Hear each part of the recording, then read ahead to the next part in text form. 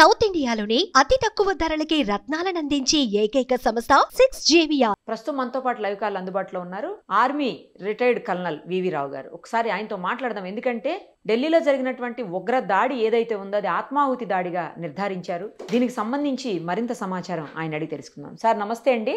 నమస్తే అండి. సరే, ఈ దాడి ఏదైతే ఉందో అది ఉగ్రవాద దాడి. దాదాపు 12 మంది చనిపోయారు, చాలా మంది క్షతగాతులు అయ్యారు. అది ఆత్మాహుతి దాడిగా పేర్కొంటున్నారు. ఇంకొకటి, ఆ కారు ఏదైతే ఉందో i10 కారు, ఈ బాంబులు పేలినటువంటి కారు ఏదైతే ఉందో ఆ కారు కూడా పుల్వామాకు సంబంధించినటువంటి ఉమర్ అనే ఒక డాక్టర్గా నిర్ధారించారు. అలా ఏంటి సార్, డాక్టర్స్ తమ వృత్తి చేసుకోకుండా ప్రాణాలు కాపాడాల్సినటువంటి డాక్టర్స్, ప్రాణాలు పోసేటువంటి డాక్టర్స్ ప్రాణాలు తీసే దిశగా, తమ ప్రాణాలు కూడా తీసుకునే దిశగా ఎందుకు ఇంత దారుణంగా బిహేవ్ చేస్తున్నారు సార్? అసలు మీరు ఎన్నో సంఘటనలు చూసుంటారు ఆర్మీలో, బట్ ఇలాంటిది ఎప్పుడన్నా చూసారా సార్? చూసామండి. ఎందుకంటే ప్రీ ప్లాన్డ్ గా స్లీపర్ సెల్స్ ని ట్రైనింగ్ చేసేటప్పుడు లాంగ్ టర్మ్ వ్యూస్ తీసుకుంటారు. ఎస్పెషల్లీ జమ్మూ కాశ్మీర్, వెస్ట్ బెంగాల్ ఇటువంటి ఏరియాస్ లో డాక్టర్స్ కి చాలా డిమాండ్ ఉంటుంది. ఎక్కువ మంది డాక్టర్ చదవాలనుకుంటారు. మన ఆంధ్రాలో అయితే ఇంజనీరింగ్ ఎక్కువ చేయాలనుకుంటారు, అక్కడ MBBS ఎక్కువ చేయాలి. ఓకే. వీళ్ళందరూ ప్రైవేట్ యూనివర్సిటీ, ఫరీదాబాద్ లో ఉన్న ఒక ప్రైవేట్ యూనివర్సిటీలో వీళ్ళందరూ చదివారు. వీళ్ళందరూ ఒక గ్రూప్, అంటే ఏంటంటే బహుశా క్లాస్మేట్స్ అయి ఉండొచ్చు, లేకపోతే ఒక బ్యాచ్ కింద ఉన్నారు. వీళ్ళందరినీ మోటివేట్ చేసి వీళ్ళందరికీ ట్రైనింగ్ ఇచ్చి ఖాళీ టైంలో, అపార్ట్ ఫ్రమ్ MBBS వాళ్ళ నార్మల్ ట్రైనింగ్ అంటే ఇవన్నీ ట్రైనింగ్ ఇచ్చిన ఉదంతాలు అనుకుంటున్నాం. ఇప్పుడు ఏంటంటే దీని అసెస్మెంట్ ఆ విధంగా లీడ్ చేస్తుంది. ఇది చాలా రోజుల నుంచి మోటివేట్ చేసి వాళ్ళకి ఇండాక్ట్రినేషన్ అంటారు. దీన్ని ఇండాక్ట్రినేషన్ చేసిన తర్వాత ట్రైనింగ్ ఇచ్చి వీళ్ళని స్లీపర్ మాడ్యూల్ కింద పెట్టారు. డినయబిలిటీ, ఎందుకంటే మనం స్పష్టంగా చెప్తాం, పాకిస్తాన్ నుంచి వచ్చిన మెటీరియల్స్ అయితే స్పష్టంగా తెలిసిపోతుంది. అందుకని లోకల్ గా అమ్మోనియం నైట్రేట్, పొటాషియం నైట్రేట్ ఇవన్నీ ఏంటంటే లోకల్ గ్రూప్ అని చెప్పడానికి పాకిస్తాన్ కి డినయబిలిటీ పెరుగుతుంది. ఇది బై డిజైన్ ప్లాన్ చేసి వాళ్ళని చేయమని ఉంటారు. ఆ విధంగా i20 కార్ లో స్పెషలైజేషన్ కొంచెం ఐడియల్ కార్, ఎందుకంటే పబ్లిక్ లో కలిసిపోతుంది కారు, అంటే రోడ్డు మీద కలిసిపోతుంది. BMW అటువంటి కార్ లాగా స్టాండ్ అవుట్ అవ్వదు. సెకండ్ థింగ్ ఏంటంటే ఇందులో బూట్ పెద్దది, అంటే ఏంటంటే ఎక్కువ లోడ్ చేయొచ్చు సామాన్. తర్వాత దానికి ఈజీగా లోపల నుంచి కూడా యాక్సెసిబిలిటీ ఉంది. కొన్ని కార్స్ లో అయితే లోపల నుంచి యాక్సెసిబిలిటీ చాలా కష్టంగా ఉంటుంది. అంటే ఏంటంటే లాస్ట్ మినిట్ లో డెటనేషన్ కూడా చాలా అడ్వాంటేజెస్. అందుకనే సెకండ్ హ్యాండ్ కార్ కొన్నారు, ముందర నుంచి ఐడియాస్ తోటే ఉన్నారు. ఎప్పుడైతే పుల్వామా నుంచి JNK పోలీసు లీడ్స్ తీసుకుని 4-5 దాదాపు 7 మందిని అరెస్ట్ చేశారో అప్పుడు ఈ డాక్టర్ కి భయం పుట్టుకుందన్నట్టు పానిక్ అయిపోయినారు. అలాగే ISI కూడా, అంటే ఇప్పుడు ప్రస్తుతానికి మీడియాలో వచ్చిన స్పెక్యులేషన్స్ తప్పితే కానీ అఫీషియల్ ఇన్ఫర్మేషన్ ఏది లేదు. కానీ దీని సిగ్నేచర్ అంతా పాకిస్తాన్ ISIకి వెళ్తుంది విత్ డినయబిలిటీ. అది వెళ్తున్నప్పుడు అదే అక్కడి నుంచి ఆర్డర్స్ వచ్చినట్టు అనుకోవచ్చు. ఎందుకంటే మీడియా రిపోర్ట్స్ ప్రకారం కూడా ఈ కారు CCTVలో ఎగ్జామిన్ అయింది. దీని ముందర అక్కడే దగ్గరలో ఉన్న మాస్క్ దగ్గర 3 గంటలు నిలబెట్టారు. 3 గంటల తర్వాత దాన్ని స్లోగా నడపడం మొదలు పెట్టారు. అంటే ఏంటంటే ఆయన ఎవరిదో ఆర్డర్స్ కోసం వెయిట్ చేస్తున్నారు. ఆర్డర్స్ ఎవరు ఇస్తారు? లేదా ISI నుంచి రావాలి. ఓకే. తర్వాత ఇంకోటి ఏంటంటే వాళ్ళు టైమింగ్ కూడా చెప్పారు, ఏ టైం చేయాలని. ఈవినింగ్ టైం, ఎందుకంటే అప్పుడు రెస్క్యూ ఎఫర్ట్స్ ఇటువంటి చాలా తక్కువ అయిపోతాయి సాయంకాలం అయ్యేసరికి. అలాగే ఈవినింగ్ మీడియా కూడా కొంచెం పానిక్ అయ్యి ఎక్కువ స్ట్రైఫ్ వస్తుంది. సో ఏంటంటే డిస్ఇన్ఫర్మేషన్ కూడా చాలా నడుస్తుంది. ఇటువంటివన్నీ చేసే విధంగా తర్వాత క్యాజువాలిటీస్ ని అటెండ్ అవ్వడం చాలా కష్టం. ఈ టైం చూసుకుని వాళ్ళు ఆర్డర్స్ ఇచ్చినట్టున్నారు. ఎందుకంటే ఆల్మోస్ట్ మాడ్యూల్ బ్రేక్ అయిపోయింది. అలాగే గుజరాత్ లో కూడా ఇంకో మాడ్యూల్ బ్రేక్ అయింది. ఇంకా ఎన్ని మాడ్యూల్స్ ఉన్నాయో మనకి ఐడియా లేదు. బహుశా నా అంచనా ప్రకారం అయితే దాదాపు ఈ మన దేశంలో 20-30 మాడ్యూల్స్ ఉంటాయండి.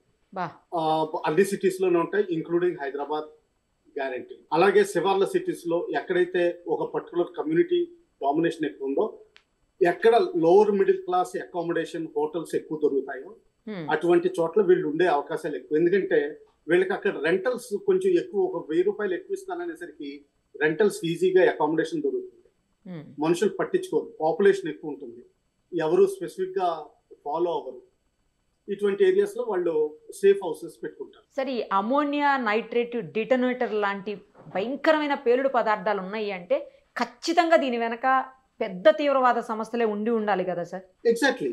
ఇది JEM కి ఇప్పుడు వరకు JEM సిగ్నేచర్ వస్తుందని కాదు ఏంటంటే మనం అఫీషియల్ గా వాళ్ళు ఒప్పుకోరు. ఎందుకంటే ఒప్పుకున్న రోజు ఆపరేషన్ సింధూర్ ఇప్పుడు కేవలం బ్రేక్ వచ్చింది, ఆ బ్రేక్ అయిపోయి యుద్ధం మళ్ళా మొదలవుతుంది, అందులో సందేహం ఏంటి. సో అందువల్ల వాళ్ళు డినైబిలిటీ పెట్టుకుంటారు. దీన్నే ఎప్పటి నుంచో చెప్తున్నాం, చాలా టీవీసీ ప్రోగ్రామ్స్ లోను వీటిలోనూ కవర్ చేసాం. బెంగాల్ నుంచి అన్నా బంగ్లాదేశ్ నుంచి అన్నా చేస్తారు, ఇండియాలో వేరే సిటీస్ లో లోకల్ గ్రూప్స్ పేరు తీసుకుని చేస్తారు. ఇప్పుడు ఇంకా ఏంటంటే ఏ సంస్థ దీనికి క్లెయిమ్ పెట్టలేదు. జనరల్ గా టెర్రర్ గ్రూప్ ఏదైనా సరే వాళ్ళ పాపులారిటీ పెంచుకోవడానికి, రిక్రూట్మెంట్ పెంచుకోవడానికి, రిసోర్సెస్ పెంచుకోవడానికి, ఫైనాన్షియల్ డొనేషన్స్ అడగడానికి పేర్లు అనౌన్స్ చేసుకుంటారు. పాపులారిటీ కోసం అడ్వర్టైజ్మెంట్ ఎలా ఉందో అడ్వర్టైజ్మెంట్ లో వాడుకుంటారు. వీళ్ళు వాడుకోవట్లేదంటే డినైబిలిటీ పెంచుకుంటున్నారు. లోకల్ గా 4-5 డాక్టర్లు కలిపి చేసేసారు అన్నట్టుగా. కానీ ఏంటంటే సిగ్నేచర్ ప్రస్తుతం ఇన్వెస్టిగేషన్స్, దీని తర్వాత ఎనాలిసిస్ ఇవన్నీ జరుగుతాయని కొంత టైం పడుతుంది. అందుకనే బహుశా మోడీ గారు ఈ ఇన్వెస్టిగేషన్ రిపోర్ట్స్ వచ్చేంత వరకు ఆయన ప్లాన్స్ ఏమీ మార్చినట్టు లేరు. మనమేమి ఆలోచించాల్సిన అవసరం లేదు. భూటాన్ ఎంతో టైం పట్టదు, 2 గంటల్లో వెనక్కి వచ్చేస్తారు కావాలంటే. ఈ ఫరీదాబాద్ లో ఉన్నటువంటి అల్ ఫలీహ్ అనే ఒక ఏదైతే యూనివర్సిటీ ఉందో, మెడికల్ యూనివర్సిటీ, దానికి సంబంధించినటువంటి మహిళా డాక్టర్స్ కూడా, వాళ్ళ పాత్ర కూడా ఇందులో కీలకంగా ఉందని చెప్పేసి వార్తలు వస్తూ ఉన్నాయి సార్. అంటే మహిళలు కూడా ఇలా మాడ్యూల్గా మారేటువంటి పరిస్థితులు వస్తున్నాయా? బేసికల్లీ మహిళలు ఎప్పుడు ఏ దేశంలో అయినా సరే, ఏ కమ్యూనిటీలో అయినా సరే వాళ్ళ టెండెన్సీ ఒకటే ఉంటుంది, ప్రేమ,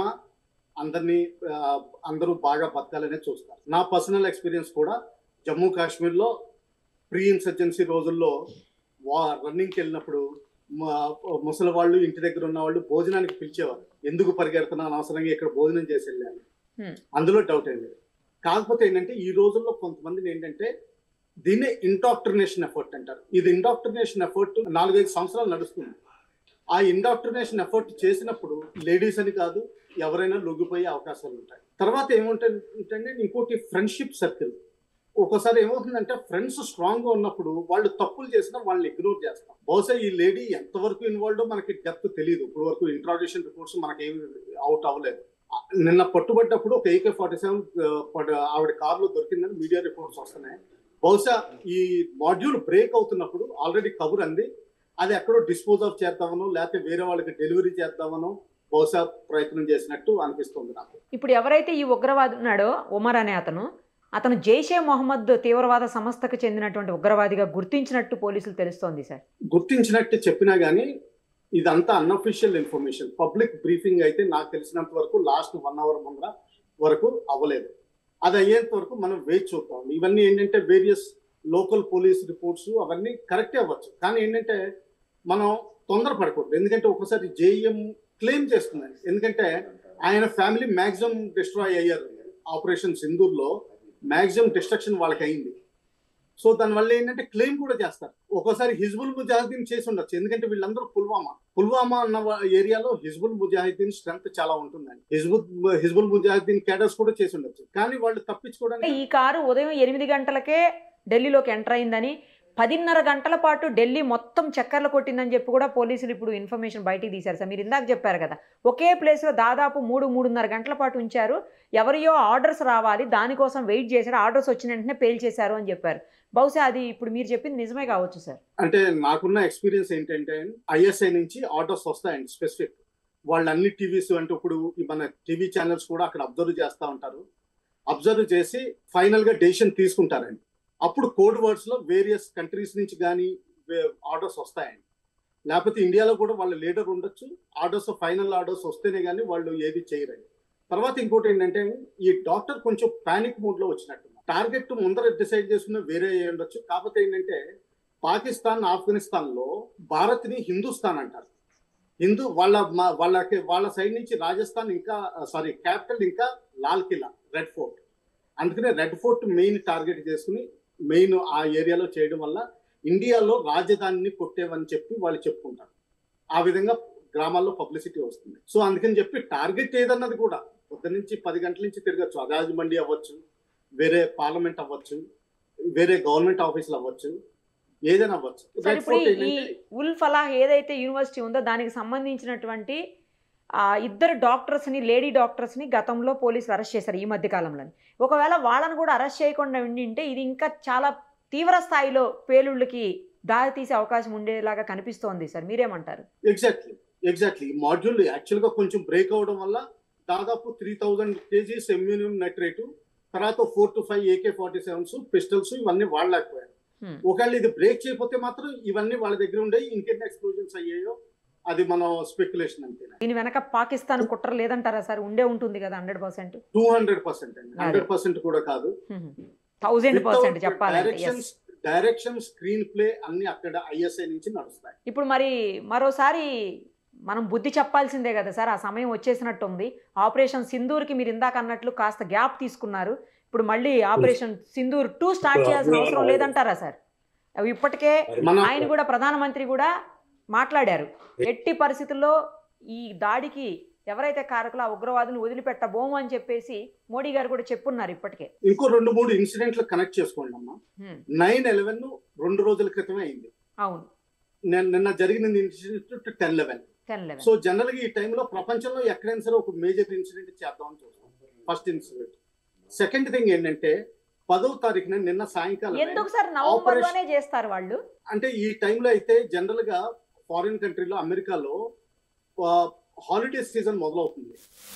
డిసెంబర్ లో ఫుల్ క్రిస్టమస్ సీజన్, తర్వాత అంటే మనకి సంక్రాంతికి 40 రోజుల ముందర ఎలాగ ఫెస్టివల్స్ మొదలెడతామో అలాగే వాళ్ళ యాటిట్యూడ్ కూడా కొంచెం రిలాక్స్డ్ గా ఉంటుంది.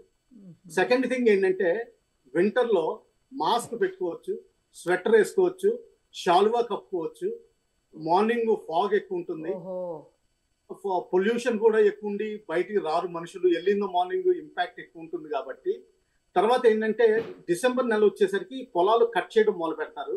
దానివల్ల ఏంటంటే యుద్ధానికి ట్యాంకులు ఇవన్నీ రెక్కి చేయడానికి, డ్రోన్ ద్వారా సామాన్లు డ్రాప్ చేయడానికి ఇదంతా అనువైన సమయం. ఖచ్చితంగా దీనికైతే ప్రతీకారం తీర్చుకోవాల్సిందే సార్, 100% డౌటే లేదు. నేను ప్రతీకారం అన్న వర్డ్ వాడినమ్మా. మనం టెర్రరిజాన్ని కూకటి వేళ్లతోటి పెకలించి వేయాలి, అవి ఇంకా అవ్వలేదు, ట్రై చేయాలి. దానికి అవసరం మనం ప్రతీకారం తీర్చుకోవాల్సిన అవసరం లేదు. కూకటి వేళ్లతోటి పెకలిస్తేనే కానీ ఇటువంటి ఇన్సిడెంట్స్ జరుగుతూనే ఉంటాయి. అది మనం చేయాలి. అదే మనం ఎదురుదాడి చేస్తేనే కదా సార్ వాళ్ళందరినీ పట్టి తీసి బయటపడేయగలుగుతాము. ఎగ్జాక్ట్లీ. ఇప్పుడు పాకిస్తాన్ ISI సపోర్ట్ చేస్తుంది అనుకోండి, ISI హెడ్ క్వార్టర్స్ ని సెంటర్ పాయింట్, ఫోకల్ పాయింట్ అంట. అసీం మునీర్ గారిని దెబ్బతీస్తేనే కానీ, ఆయన నిన్న 3వ పాయింట్ చెప్తున్నాను, 2 పాయింట్లు. ఇంకోటి ఆపరేషన్ త్రిశూల్ నిన్నే క్లోజ్ చేయడం జరిగింది. ఇప్పుడు నేవీ అక్కడ యాక్షన్ లో ఇంకా ఉంది నిన్నటి వరకు. ఇప్పుడు బహుశా వెనక్కి వెళ్ళిపోతామని అనుకుంటారు వాళ్ళు, దాన్ని వెళ్లకుండా దాన్ని అక్కడే టెన్షన్ లో పెట్టాలని. అలాగే అసీం మునీర్ గారు సుప్రీం కమాండర్ కింద నిన్న పార్లమెంట్ లో వాళ్ళు కాన్స్టిట్యూషనల్ అమెండ్మెంట్ చేసుకుంటున్నారు. ఆయన మెయిన్ ఫోకల్ పాయింట్. ఆయన్ని తీసేంత వరకు మనకి ఇవన్నీ గత్యంతరాలు తప్పవని చెప్పండి. Thank you sir, thank you so much. మరిన్ని అప్డేట్స్ కోసం నిరుపమ సుమన్ టీవీ ఇన్స్టా పేజ్ని ఫాలో చేయండి. సుమన్ టీవీలో మీ పర్సనల్ అండ్ బిజినెస్ ప్రమోషన్స్ కోసం కింది నెంబర్కి కాంటాక్ట్ చేయండి.